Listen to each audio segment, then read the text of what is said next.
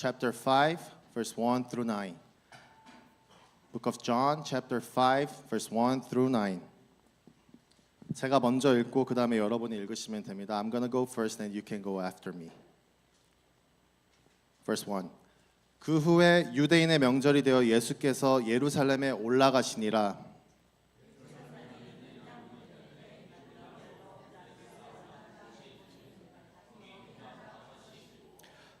그 안에 많은 병자, 맹인, 다리 저는 사람, 혈기 마른 사람들이 누워 물의 움직임을 기다리니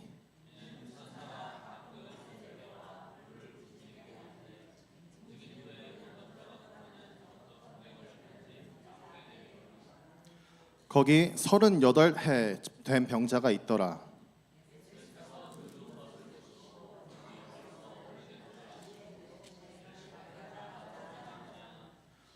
병자가 대답하되 주여 물이 움직일 때 나를 못에 넣어주는 사람이 없어 내가 가는 동안에 다른 사람이 먼저 내려가나이다.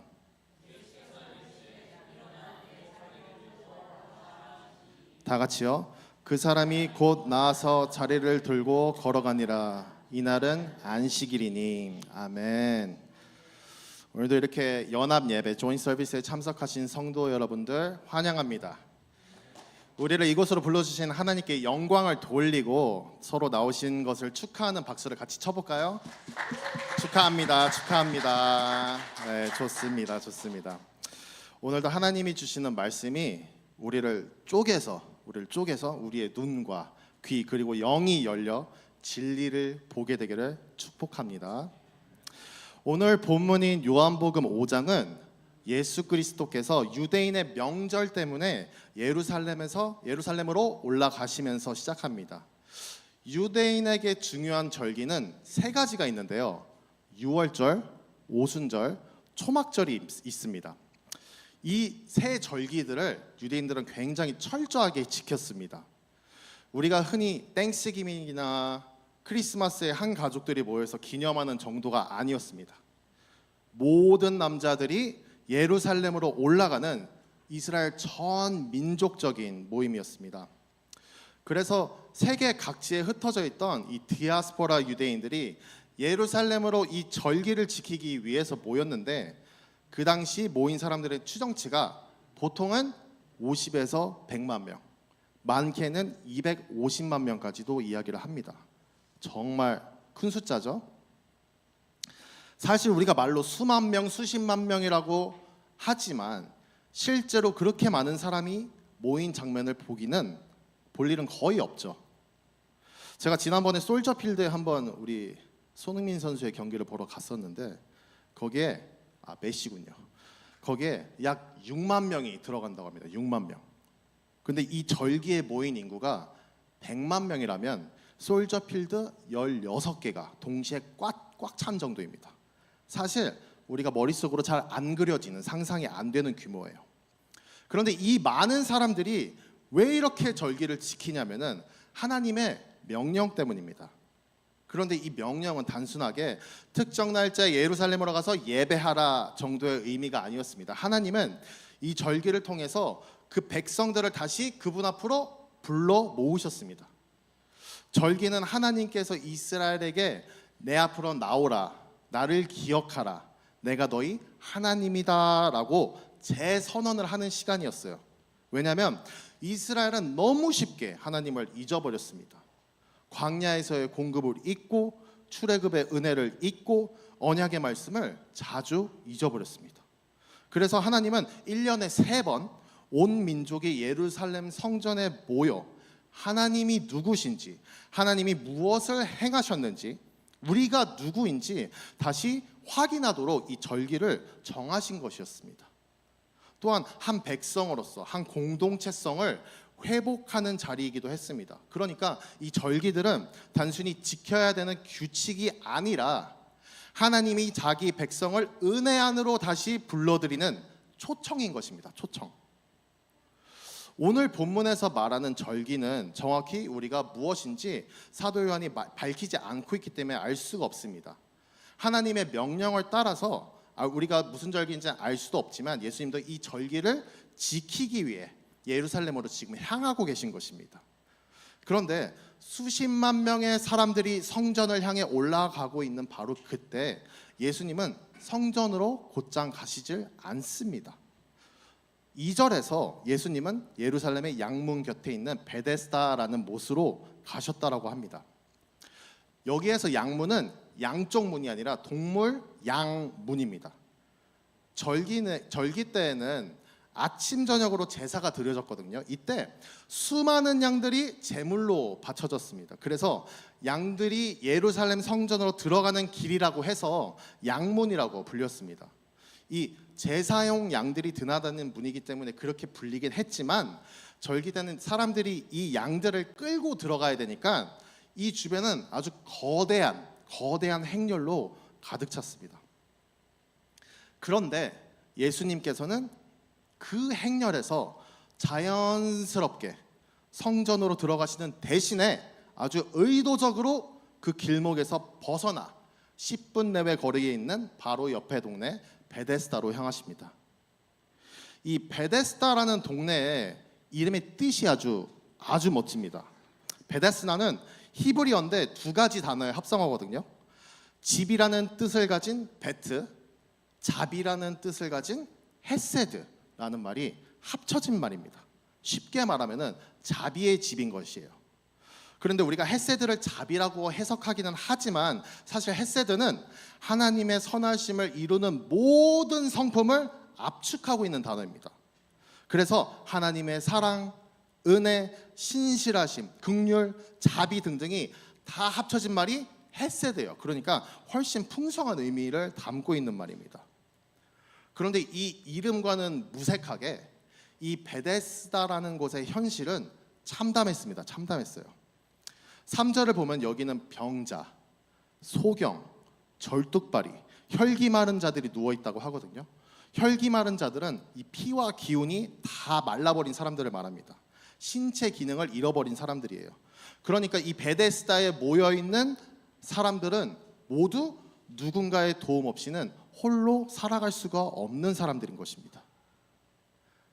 이 사람들이 왜 여기 있냐, 왜 거기에 모여 있나 보니까 이 사람들의 물의 움직임을 기다리고 있어요. 이 물이 움직이면은 천사가 내려와서 물을 움직이게 하는 거래요. 그래서 물 움직인 후에 가장 먼저 그 못으로 뛰어드는 자는 어떤 병이든 낫게 된다라는 것입니다. 그때를 기다리고 있는 거예요. 그래서 거기에 베데스다 못에 다 같이 모여 있는 것입니다. 가장 먼저 들어가려고. 여러분, 이거는 아픈 사람들 가운데서 그리고 그 병자들을 돌보는 가족들 사이에서 생겨난 전설이나 미신 같은 겁니다. 이런 게 왜 생겼을까요? 하나님이 저 물에 치유의 힘이 있다라고 선포하셔서 사람들이 믿기 시작했을까요? 아닙니다. 성경은 이 미신을 등장시키면서 그 사람들이 얼마나 해결책이 없는지, 얼마나 절박했는지를 보여주고 있는 거예요. 의사도 없고 돈도 없고 약도 없고 도와줄 사람도 없는, 완벽하게 아무런 해결책도 없는 그 자리에서 혹시나 하는 마음에, 혹여나 이게 마지막 희망일지도 모른다라는 절박함을 이 전설이 보여주고 있는 것입니다. 이런 전설들이 괜히 생기겠어요? 희망이 없으니까 지푸라기라도 잡는 심정으로 사람들이 모이는 겁니다. 그 말도 안 되는 말에 사람들이 기대를 걸고 있는 것입니다. 근데 우리도 이런 거 되게 많잖아요. 지난주에 한국에서 큰 시험이 있었죠. 수능이었어요. 지난주 목요일이. 이런 중요한 시험을 앞두고 사람들이 미역국을 안 먹습니다. 왜 그러죠? 미끄러진다고. 그리고 엿을 먹어요. 왜죠? 딱 붙으라고. 별의별 미신이 다 있습니다. 심지어 기독교인들도 그 말을 다 따라 살고 있어요. 문화라고 하면서 이걸 따라가요. 시험에 붙으려면 공부를 해야지 왜 엿을 먹어요? 그렇죠? 이런 게 왜 생겨요? 희망을 붙잡는 거예요. 희망을. 말도 안 되는 거에 희망을 거는 거예요. 이 베데스다에 모여있는 수많은 사람들의 절박함, 그 심정은 얼마나 더하겠어요? 아마도 우리가 상상할 수 없을 것입니다. 이 전설이 사실이면 좋겠지만 그렇지 않은 거 우리가 다 알잖아요. 저게 미신인 거 그냥 다 알잖아요. 그런데 그 절박함이 이런 전설 미신들을 만들어냅니다. 그런데 그 절박한 사람들의 유일한 희망인 이 전설조차 큰 구조적인 문제가 있다는 게 너무 더 절망적이에요. 입에 희망인 듯 보이는 전설의 구조가 너무 잔인합니다. 가장 먼저 들어가는 한 사람만 낳는다는 거예요. 그럼 누가 먼저 들어갈까요? 그 중에서 그나마 제일 건강한 사람이 혹은 도와줄 사람이 있는 사람이 먼저 들어가는 거예요. 그 약한 사회에서도 경쟁이 있는 것입니다. 약한 자들에게 이 전설은, 이 미신은 더 가혹한 절망인 것이에요. 이 베데스다, 자비의 집에는 이렇게 절박함 속에 피어난 헛되지만 간절한 희망조차 절망이 되어버린 사람들로 가득합니다. 자비의 집에 자비가 없어요. 여기에 진짜 필요한 거는 이름이 아니라 진짜 헤세드, 하나님의 자비가 필요한 사람들로 가득 차 있습니다. 그리고 이곳으로 예수님이 오시는 거예요. 수만 명의 사람들은 베데스다를 지나 예루살렘으로 향합니다. 예수님은 그 행렬에서 벗어나 모두가 외면한 베데스다로 오십니다. 유대인들은 하나님을 예배하러 간다고 하면서 제물을 들고 예루살렘으로 갑니다. 이 수만 명이 하나님이 누구신지, 하나님이 무엇을 행하셨는지, 우리가 누구인지 확인하러 왜 가요? 자신들이 하나님의 백성이라서 가고 있습니다. 이 사람들은 우리가 하나님의 은혜를 경험했다고, 자비를 경험했다고, 신실함을 경험했다고, 사랑을 경험했다고 말하면서 예루살렘으로 향하는데, 예수님은 그 진짜 헷세대의 하나님이 필요한 사람들이 모여있는 베데스다로 오십니다.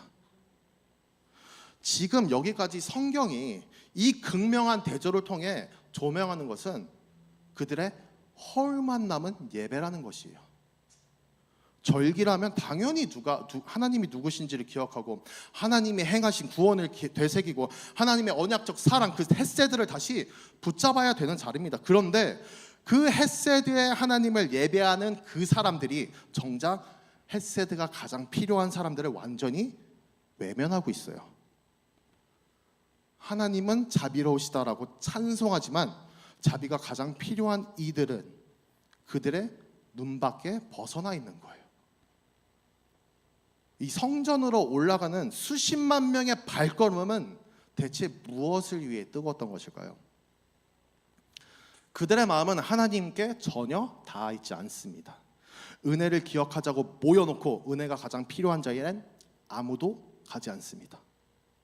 오늘 말씀이 요한복음 5장인데 직전장인 4장에서 예수님이 사마리아 여인에게 참된 예배가 무엇인지 말씀하고 계시거든요. 그때 예수님은 장소가 중요하지 않고 마음과 진리가 중요하다고 말씀하셨습니다. 그리고 오늘 본문에서 그 참된 예배가 무엇인지 베데스다로 오시면서 보여주시는 거예요. 수십만 명은 예배라는 이름으로 예루살렘의 성전을 향하고 하나님을 기억하자라고 말을 하고 있어요. 그런데 그들의 마음은 전혀 예배와 상관이 없다라는 것입니다. 이미 형식적인 예배만 남아있다라는 것이에요. 입술은, 발걸음은 하나님을 찬양하고 성전을 향하지만 하나님의 마음은 전혀 담겨져 있지 않은 예배라는 것입니다. 그런데 예수님은 지금 다른 길을 택하십니다. 저 높은 것, 저 성전이 아니라 진짜 하나님이 보시는 자리, 하나님의 사랑이 절실한 자리, 하나님의 헷세드가 사라진 바로 그 자리로 예배를 드리러 가시는 거예요. 종교적인 형식이 있는 자리보다 하나님의 마음이 어디에 향하는지를 보여주시는 것입니다. 그리고 그 헷세드의 예수님의 시선이 어디로 향하냐면 38년 된 병자에게 향합니다. 거기에는 수많은 병자들이 있거든요. 근데 하필이면 그 38년 동안 누워있던 병자한테 가세요. 요한은 이 사람의 상태를 길게 설명하지 않습니다. 그냥 38년 동안 누워있었다라고만 합니다. 이 38년은 그 사람한테 전부예요. 걷지 못한 날이에요. 누워서 사람만 바라보고 살아온 날들입니다. 그런데 이게 그냥 성경 있는 사람 보고 가슴이 미어지라고 기록해 놓은 것이 아니거든요. 이 사도 요한의 기록에서 숫자는 너무너무 중요합니다. 38년이라는 숫자가 어디에 등장하냐면 신명기 2장에 등장합니다. 우리가 광야 생활을 말할 때 몇 년이라고 하죠? 40년이라고 하죠. 불순종으로 가득 찬 이스라엘 백성들이 하나님의 백성들에게 하나님의 섭리가 무엇인지 가르친 시간이 40년이에요. 40년. 근데 그렇다고 이 이스라엘 백성들이 40년 내내 광야에서 움직인 게 아니에요. 전진이 멈춰 있던 시간이 있습니다. 그게 38년입니다. 신명기 2장 14절에서 이렇게 말합니다. 가데스 바네아에서 떠나 세렉 골짜기를 건너가기까지 38년 동안이더라. 이 38년 동안 이스라엘 백성들은 약속의 땅으로 나아가는 이 전진이 완전히 봉인된 상태입니다. 하루하루 살아가는데 아무런 변화도 없고 반복되는 무기력함에 빠져 있는데 스스로는 절대 벗어날 수가 없는 시간인 거예요. 하나님의 자비 없이는 끝나지 않는 시간인 거예요. 우리가 광야 생활이 총 40년이라는 걸 아니까 2년만 더 있으면 되겠네 라고 말하지만 그 현장에 있는 사람들은 이 광야 생활이 얼마나 더 길지 얼마나 더 길어질지 모르는 상태예요. 무기력한 시간입니다. 이때 출애굽을 하고 가나안 땅으로 들어가지 못하는 1세대가 다 죽습니다. 그 절대적인 무기력 상태가 38년이라는 숫자 속에 담겨져 있는데 요한은 이 베데스다의 38년 된 병자의 상태를 이 숫자를 통해 보여주고 있는 거예요. 완전히 무기력한 상태. 그리고 동시에 성경은 종교적 형식주의에 빠진 사람들이 얼마나 쓸모가 없는지를 고발하고 있는 것입니다. 38년이라는 시간 동안 하나님을 믿는 수십만 명의 유대인들은 단 한 번도 자비를, 사랑을 보여주지 않았다는 것입니다. 38년 동안 1년에 3번씩 절기를 지키러 100만 명이 왔으면 1억 1,400만 명이 바로 옆에서 하나님께 예배를 드리겠다고 이 병자를 지나쳐간 것입니다. 이 한 사람의 완전한 무기력, 절망 앞에서 종교는 아무짝에도 쓸모가 없는 것을 보여줍니다. 그 종교 형식은 그 사람의 인생을 단 1초도 바꾸지 못했습니다. 성전에서 드려지는 제사, 사람들이 지키는 규례, 그 모든 형식은 단 하나도 이 병자에게 어떠한 영향도 미치지 못했습니다. 왜? 가짜 예배이기 때문이에요. 행위만 남아있고 사랑이 없기 때문입니다. 예배라는 틀만 남아있고 하나님의 마음인 헤세드, 하나님의 모든 좋은 성품인 헤세드가 전혀 없기 때문입니다. 이 38년 된 병자의 존재, 그 존재만으로 그 형식주의가 얼마나 무기력한지, 아무런 능력이 없는지, 아무짝에도 쓸모가 없는지를 보여주고 있는 증거입니다. 그리고 이 완전히 무기력한 병자에게 예수님이 걸어오십니다. 종교는, 형식주의는 단 한 번도 그를 찾아온 적 없지만 이 남자에게 예수님이 찾아오십니다. 잘 봐야 될 게 있어요. 이 남자는 신앙을 고백하지 않아요. 이 남자는 예수 그리스도를 모릅니다. 이 사람의 믿음을 보여주는 구절은 단 하나도 없어요. 그러나 이 예수님께서 이 병자에게 다가와 말씀하십니다. 내가 낫고자 하느냐. 근데 이 병자가 38년 동안 누워 있었잖아요. 멀쩡하게 건강하게 돌아가는 사람들만 보면 얼마나 부러웠겠어요. 자그마치 38년입니다. 얼마나 낫고 싶겠어요. 근데 예수님은 뭐하러 이렇게 당연한 질문을 합니까? 이런 뻔한 질문을 예수님이 뭐하러 하세요? 당연히 낫고 싶죠, 이 병자는. 사랑하는 성도 여러분, 예수님이 복음서에서, 사복음서에서 병자를 치유하신 수많은 기록들이 있어요. 정말 많이 있습니다. 이 이야기를 읽을 때 우리들은, 여러분과 저는 예수님을 믿는 사람이잖아요. 그래서 예수님이 치유는 기적이지만 사실 당연하게 바라봅니다.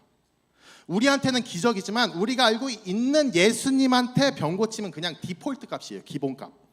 그래서 우리가 놀라질 않죠, 이런 기적에. 여러분, 예수님이 기적 행하시는 거 읽을 때마다 우와, 이게 가능해? 이렇게 예수님 짱이다 이렇게 읽으세요? 아니잖아요. 예수님한테는 그게 당연한 걸 알기 때문에 우리가 놀라질 않아요. 그래서 보통 치유의 이야기들 속에서 우리는 그 치유를 받은 사람들이 어떤지를 보게 되거든요. 그래서 보게 되면 대부분의 병자들은 먼저 예수님을 찾는 간절함이 드러날 때가 많이 있습니다. 때로는 예수님이 그들의 간절함을 보고 믿음이다라고 말씀하시기도 해요. 그래서 이런 게 믿음이구나라는 것을 우리가 성경을 읽으면서 배울 때도 있습니다. 때로는 예수님이 아무 말 없이 치유해 주시기도 합니다. 왜? 그 속을 다 아시니까. 낫고 싶은 마음을 아시니까 그냥 고쳐주시기도 해요. 이게 성경에 등장하는 일반적인 예수님의 치유의 모습입니다. 그래서 오늘 본문에서 예수님이 이 병자에게 내가 낫고 싶으냐라고 물어보는 것을 보면 우리 속에 큰 물음표가 생겨야 돼요. 성경에 등장하는 수십 가지 치유 기록 가운데 예수님이 병자에게 직접 낫고 싶으냐라고 물어보는 장면이 유일하게 요한복음 5장에서 등장하는 것입니다. 성경 안에서 굉장히 독특한 장면이에요. 그러면 성경이 지금 우리에게 말하고 싶은 게 있다라는 거예요. 그렇게 오랫동안 병에 걸려 누워만 있고, 아니 평생 누워서만 살았어요. 낫고 싶으면, 일어나 걷고 싶으면 예수님이 내가 낫고자 하느냐라고 물어봤을 때 필요한 대답은 무엇일까요? 네 한마디예요. 어떤 말도 필요 없습니다. 네, 낫고 싶어요. 이 한마디면 끝입니다. 그런데 이 병자가 뭐라고 하냐면은, 주여, 물이 움직일 때 나를 못에 넣어줄 사람이 없습니다. 이게 대답이에요. 예수님이 지금 내가 낫고 싶느냐를 물어보시는데 이 병자는 저를 들어서 옮겨줄 사람이 없어요라고 말하고 있어요. 네 한마디면 되는데 말이 깁니다. 그러나 겉으로 보기에는 여전히 낫고 싶어하는 것 같긴 합니다. 왜냐하면 물에 들어가면 낫는다는 전설이 있잖아요. 이 사람은 그걸 믿을 수도 있잖아요. 그런데 우리가 기억해야 될 게 하나가 있습니다. 이 병자는 단순히 아팠던 사람이 아니라 38년 동안 베데스다 연못가에서 누워온 사람이라는 것을 기억해야 돼요. 이 긴 시간 동안 이 사람이 여기 있었다라는 것은 그 전설, 물이 움직일 때 먼저 들어가는 사람이 낫는다라는 그 이야기가 사실인지 아닌지 이미 다 본 사람이라는 것입니다. 처음에 기대를 가지고 이 못으로 왔을 수도 있죠. 그런데 38년 동안 그것을 봐왔잖아요. 그 전설은 거짓이다라는 것이 이미 머릿속에 판명이 끝난 사람입니다. 그럼 주여, 물이 움직일 때 나를 못에 넣어줄 사람이 없습니다라는 이 말 속에 그는 전혀 치유받고 싶은 생각이 없는 사람이라는 게 드러나는 것입니다. 이거 자기 연민입니다. 그냥 내가 불쌍해 보이고 싶은 거예요. 머릿속에 치유에 대한 기대가 자체가 전혀 없는 것입니다. 여러분, 이 베데스다의 연못가에 모였던 사람들, 이 사람들이 어떻게 살아가겠어요? 성경에는 그냥 많은 병자들이 거기 누워있다고만 기록하지만 역사적 자료들을 보면 이 사람들이 대부분 구걸하면서 살아갔던 사람들입니다. 이 장애가 있거나 병자들은 성전 주변 큰 길가 혹은 물이 있는 장소, 특히 이 베데스다 같은 곳에 모여 사람들의 자성과 동정에 의존해서 살았어요. 사람들이 주는 음식으로, 던져주는 동전으로 하루하루 간신히 삶을 이어가는 사람들입니다. 이때 나의 불쌍함은 나의 무기가 되어버립니다. 나의 불쌍함을 어필해서 저기 다른 누워있는 사람들보다 내가 더 불쌍한 사람으로 보이는 것은 생존 본능이에요. 그리고 이 38년 된 병자는 정확하게 그걸 보여주고 있습니다. 나는 여기 있는 모든 사람들보다 더 불쌍한 사람입니다 라고 예수님께 어필해서 더 많은 자선을 바라고 있는 것입니다. 심하게 말을 하면은 아픈 몸을 이용해서 사기를 치고 있는 거예요. 치유에 전혀 관심이 없습니다. 여러분이 이런 사람들의 마음을 보면 어떠신가요? 저는 솔직하게 말해서 이 본문을 봤을 때 38년 된 병자가 불쌍하지 않더라고요. 괘씸하더라고요. 지금 자기 연민에 빠져서 사람들의 좋은 마음을 이용해서 더 뜯어먹으려고 하고 있잖아요. 예수님이 그 마음을 모르실까요? 아십니다. 그러면 네가 마음이 없구나, 고쳐질 생각이 없구나, 의지가 전혀 없구나 라고 하고 그냥 지나치실 수 있습니다. 그런데 예수님의 마음이 달랐어요. 예수님의 마음은 저와 같지 않았습니다. 예수님은 이 환자에게, 이 병자에게 화를 내지 않았습니다. 괘씸하게 생각하지 않았습니다. 그리고 여전히 수많은 다른 병자들을 대할 때와 똑같이 말씀하십니다. 내 자리를 들고 걸어가라. 왜냐하면 예수님의 눈에는 이 병자가 악한 사람으로 보인 것이 아니라 완전히 무기력한 사람으로 보였기 때문입니다. 절망이 너무 오래돼서 소망마저 잃어버린 사람이 되었기 때문입니다. 예수님에게 이 38년 된 병자는 낫고자 하는 의지마저 마비돼서 불쌍한 척하는 전략이라도 붙잡고 살아야 하는, 생명을 주고 싶은, 완전히 고쳐주고 싶은 무기력한 사람이기 때문입니다. 그래서 예수님이 일어나 걸어라고 하는 이 말씀이 은혜인 거예요. 완전히 자기 연민에 빠진 사람을 불쌍히 여기시는 은혜인 거예요. 핑계대는 사람조차 일으켜 세우시는 은혜인 거예요. 여기에 믿음이 어디 있어요? 여기에 의지가 어디 있어요? 예수님 앞에서 예수님의 마음을 이용해 먹으려는 악함만 우리 눈에 보입니다. 그런데도 여전히 일어나 자리를 들고 걸어가라고 하십니다. 은혜이고 자비이고 헤세드로 가득 찬 예수님의 마음인 것입니다. 이게 헤세드예요. 헤세드. 이게 자비인 것입니다. 오늘 본문은 겉으로 보면 한 병자가 예수님을 만나 치유받는 이야기처럼 볼 수 있습니다. 그런데 요한복음은 항상 이 표적들 안에 더 깊은 메시지를 집어넣거든요. 이 병자가 38년 동안 누워있다는 것은 단순히 아팠다라가 아니에요. 움직이지 못하는 상태, 스스로 일어설 수 없는 상태, 기대가 죽어버린 상태, 영적으로 죽음의 자리, 그 죄에 빠져서 있는 모습을 보여주고 있는 거예요. 거기서 일어날 생각이 없는 사람들을 보여주시는 거예요. 그리고 예수님이 그에게 하신 말씀, 일어나라 라는 이 단어는 신약 성경에서 늘 부활할 때 쓰는 단어입니다. 부활할 때. 그러니까 예수님은 단순히 병을 고치신 게 아니라 죽은 자야 다시 살아나라 라는 새 생명, 새 출발을 그 선언을 하고 계신 겁니다. 어떠한 조건 없이 주어지는 하나님의 헤세드, 진짜 자비와 은혜가 무엇인지를 보여주고 있는 것입니다. 그리고 이 부활의 언어는 결국 십자가와 부활에서 완전하게 드러납니다. 완전하게. 예수님이 우리의 죄를 지시고 죽으셨기 때문에, 그리고 죽음에서 일어나셨기 때문에 스스로 일어날 힘이 전혀 없던 우리도 일어나라고 부르실 수 있는 것입니다. 예수님이 일어나 내 자리를 들고 걸어가라 명령하니까 이 병자가 곧 나아서 자리를 들고 걸어갑니다. 그 자리, 무기력한 자리를 들고 걸어가는 거로 끝나면 그림이 참 아름다운데, 오늘 말씀에서 한마디를 더 붙여놔요.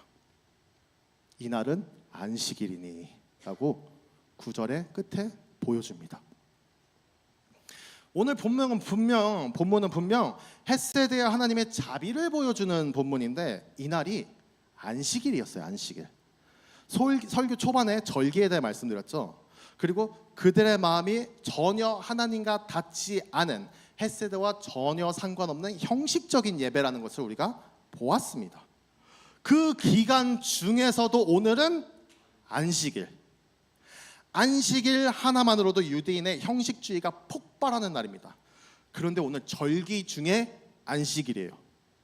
그들이 얼마나 더 겉으로, 외형으로, 형식으로 꽉 차 있었겠습니까? 바로 그런 날이 오늘의 기적이 일어난 날입니다. 그들의 눈은 오직 무엇을 하고 무엇을 해도 되고 무엇을 하면 안 되는지에만 꽂혀 있는 날이에요. 꽂혀 있는 날. 그들의 마음은 사람을 보는 날이 아니라 규칙을 보는 날, 생명을 보는 것이 아니라 행위를 감시하는 날이었어요. 그리고 그들의 규정에 따르면은 안식일에는 어떠한 노동도 하면 안 되는데, 예수님이 지금 그 중요한 날 누운 병자를 치료하고 계신 거예요. 치유하고.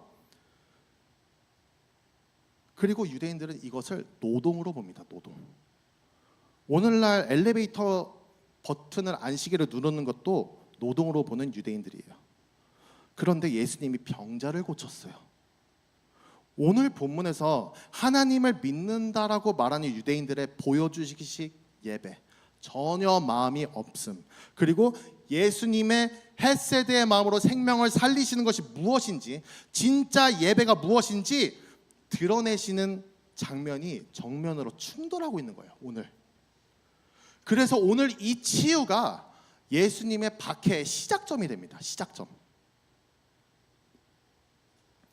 사랑하는 베델 성도 여러분, 우리는 종교인입니까? 아니면 예수 그리스도의 헷세드를 닮은 그리스도인들입니까? 여러분들이 괘씸하다고 생각하는 한 사람, 예수님이 누군지 알고 싶어 하지도 않는 한 사람, 어떠한 의지조차 없는 한 사람, 자기가 무엇을 잘못했는지도 모르는 한 사람, 생명이 필요하다고 생각하지도 않는 한 사람, 자기 연민에 빠져서 자기 환경과 자기 상황만을 탓하고 있는 한 사람을 떠올려 보시기 바랍니다. 그리고 그 사람을 바라보는 나의 마음을 돌이켜 보시기 바랍니다. 어떠세요? 헷세드가 있나요? 그 사람 앞에서 나는 나의 종교적 우월함, 나의 행위, 나의 선함, 나의 거룩함을 드러내는데 정작 그 사람 안에 있는 성경이 말하는 무기력함에 우리는 관심이 있습니까?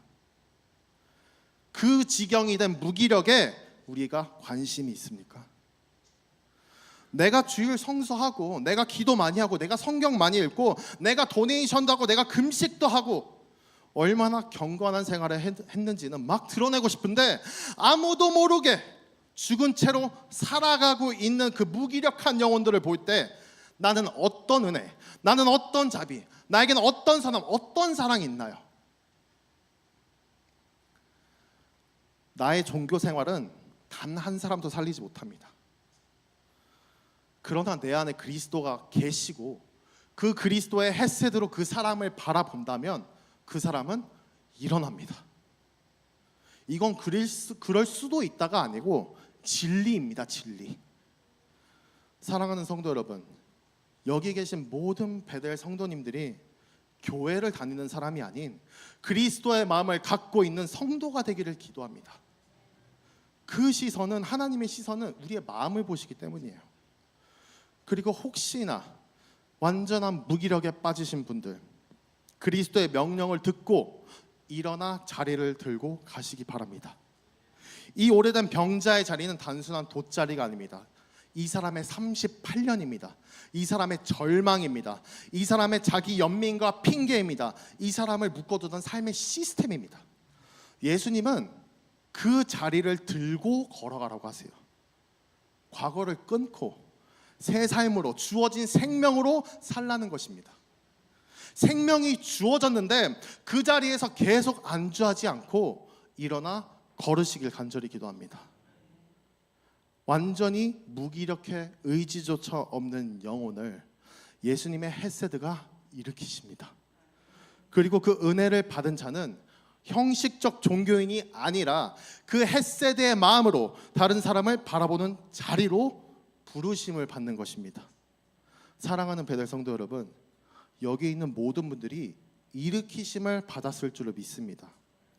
그리고 여기 모인 모두가 헷세드의 마음으로 바라보는 부르심을 받은 자로서 그리스도의 마음을 드러내는 여러분과 제가 되기를 축복합니다. 아멘. 다 같이 일어나서 찬양할까요? We shall all rise and respond in song.